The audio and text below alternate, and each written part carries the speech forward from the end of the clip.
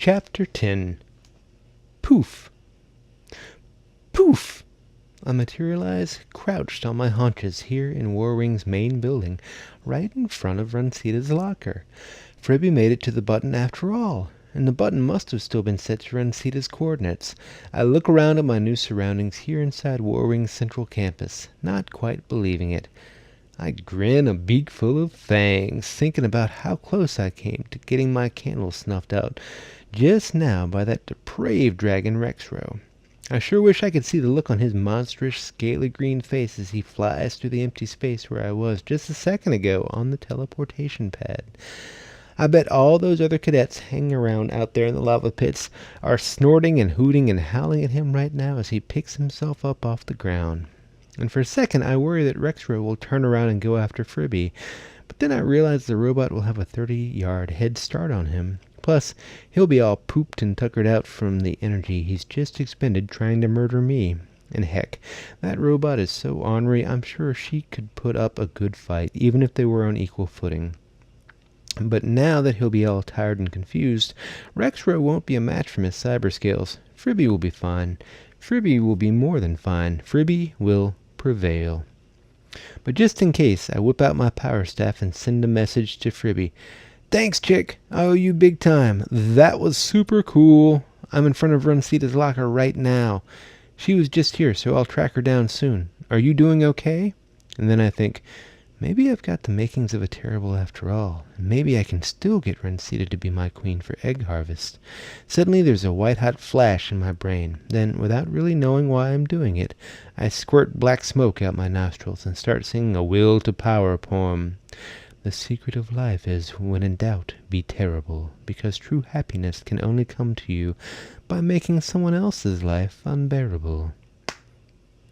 And when I finish belting out the poem here in the corridor, I feel the poem surging through my central nervous system and giving me a major boost of mating magnetism. The title of this poem is The Secret of Life is Strife. My nostrils flare. The secret of life is strife. I feel my heart smile a little. I snort firebolts of joy out my nostrils. Who knew that being ferocious could get you so far? And I can't wait to tell Dr. Terrible about my progress, but then I recall we aren't on speaking terms anymore, and this makes me feel pretty downhearted.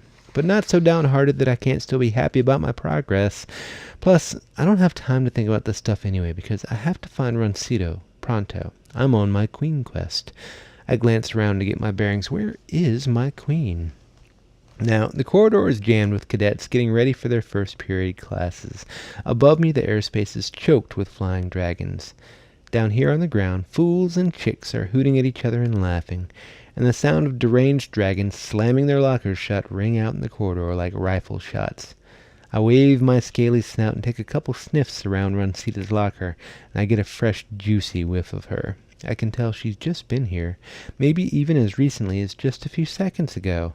And I don't mean to sound perverted here, but this blast of Runcita's essence shooting up my nasal passages feels like a sweet kick to the brain. Then I swivel my scaly head around and there she is, Runcita.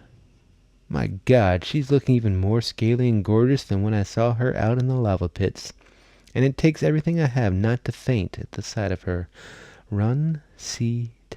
The tip of the tongue taking a trip of 3 taps down the palate to tap at 3 on the fangs. Run.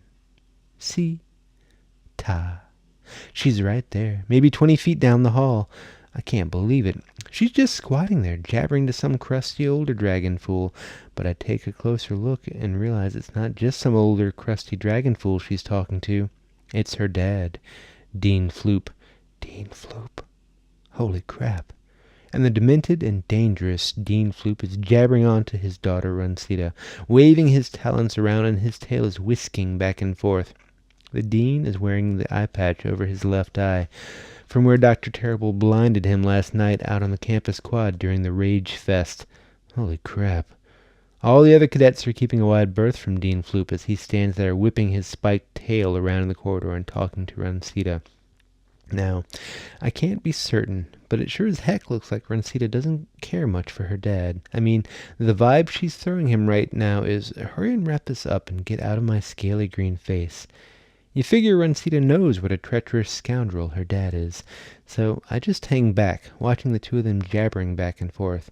I mean, it sure looks like Dean Floop is trying to convince her of something, like he's aiming to get her to do something she doesn't want to do. Because the Dean keeps flapping his leathery wings and waving his talons while his daughter stares down at his giant webbed feet and just keeps shaking her head no. So I figure whatever they're talking about has got something to do with the fact that it's Crown Day, but I don't have a clue as to how. I mean, you never see Dean Floop out in the halls like this. And I know it can't be a coincidence, the fact that it's Crown Day and suddenly here's Dean Floop walking out in front of the other dragons. I mean, usually all Dean Floop does is stay in his lair on campus and have War Wings cadets sent to him to terrorize them, or, in some cases, eat them.